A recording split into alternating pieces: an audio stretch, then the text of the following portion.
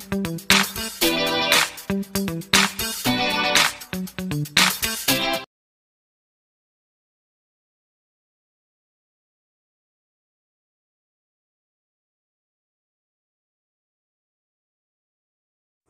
Evening students, स्वागत है आप सभी का D and F block elements के अगले लेक्चर में। आज देखेंगे कुछ जनरल से टॉपिक, जिसमें पहला है अपने संक्रमण तत्वों के सामान्य गुणधर्म। ये भी थ्योरेटिकल पोर्शन ही है, ज़्यादा इसमें थ्योरेटिकल पोर्शन है और उसके बाद टेक्निकल पोर्शन आगे शुरू होगा, तब उसको अपन बोर्ड पर देखेंगे। तो देखो, लगभग सभी संक्रमण तत्व धात्विक गुणधर्मों वाले हैं, यानी सब धातुएँ हैं।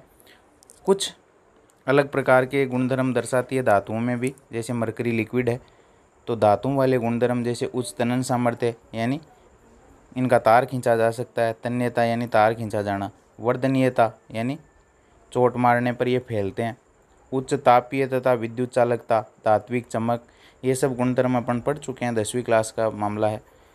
तो ये गुणधर्म संक्रमण तत्वों में भी पाए जाते हैं। जिंक, कैडमियम, मरकरी और मैग्नीज जैसे अपवादों को छोड़कर शेष जितने भी संक्रमण तत्व हैं उनकी प्रारूपिक धात्विक संरचनाएं होती है।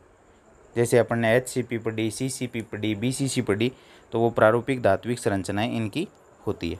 क्लियर?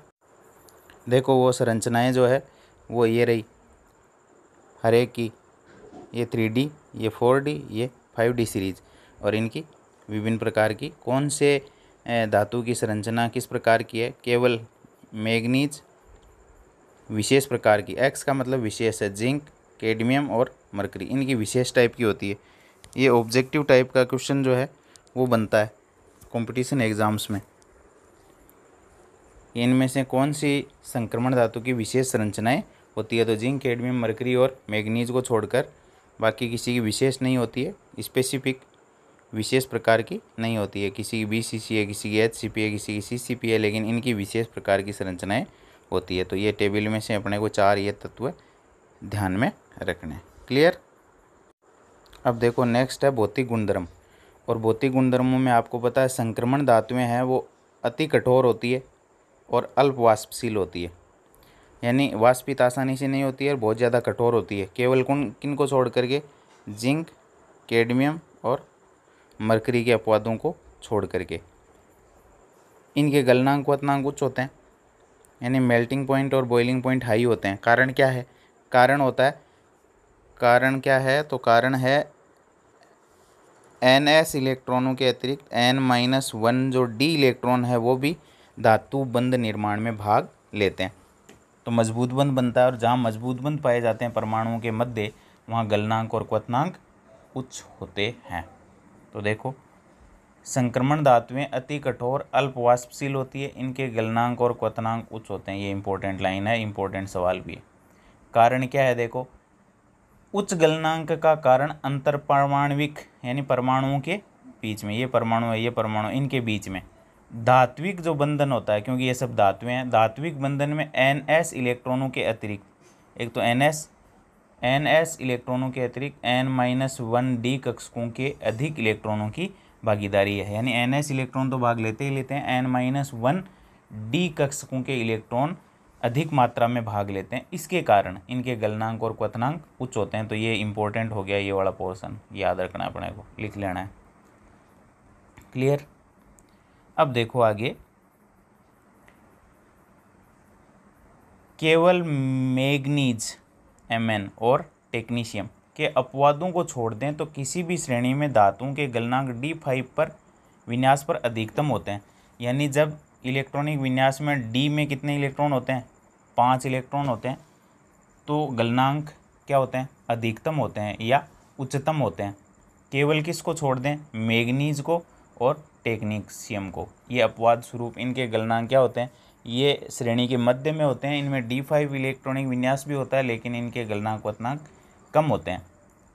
अब बढ़ते हुए परमाणु क्रमांक के साथ गलनांकों में नियमित रूप से कमी आती चली जाती है। नियमित रूप से क्या आती है? कमी आती है।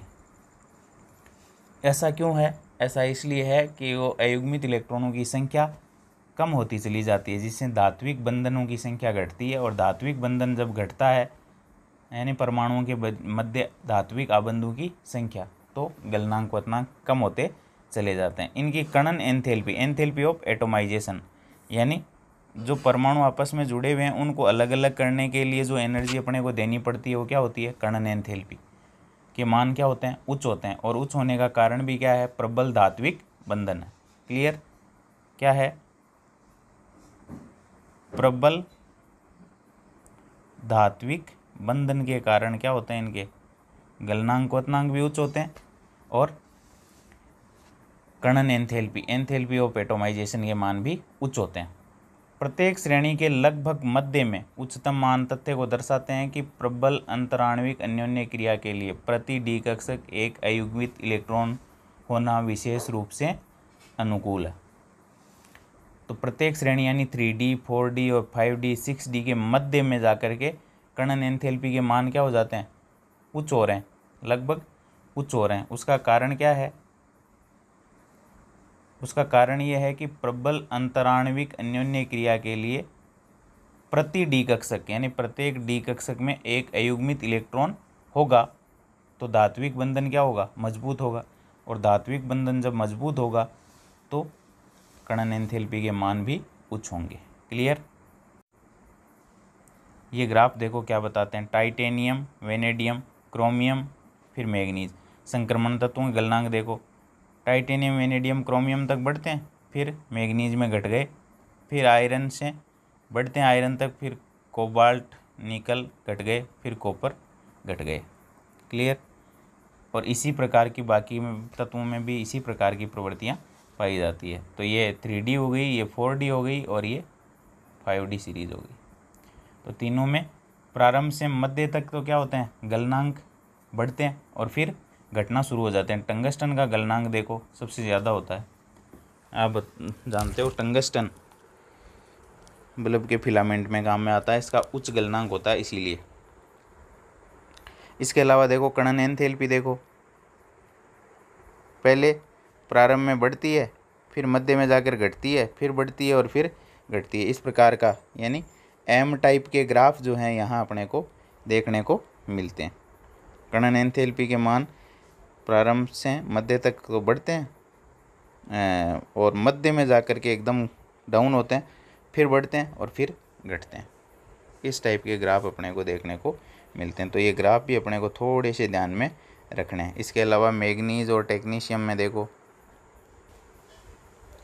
मध्य के अंदर गलनांकों में और कणन एंथैल्पी के मानों में क्या आ रही है, गिरावट आ रही है। मैग्नीज और टेक्नीशियम ये अपने को ध्यान में रखने हैं कि गलनांक भी डाउन हो जाते हैं इनके और कणन एंथैल्पी के मान भी कम हो जाते हैं। क्लियर, ये दो अपवाद हैं जो अपने को यहाँ देखने को मिलते हैं।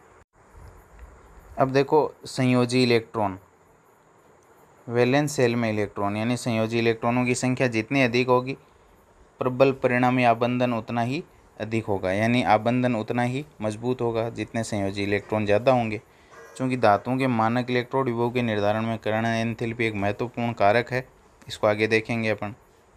और जिन धातुओं की उच्च कणन एंथैल्पी होती है यानी बहुत उच्च क्वथनांक होता है वो सामान्यतः अभिक्रियाओं में क्या रहती है, उत्कृष्ट रहती है, यानी वो सामान्यतः अभिक्रियाओं में भाग नहीं लेती है। जैसे गोल्ड हुआ, प्लेटिनम हुआ, ये उत्कृष्ट धातुओं की श्रेणी में आती है और रासायनिक अभिक्रियाएं सामान्यतया नहीं करती है।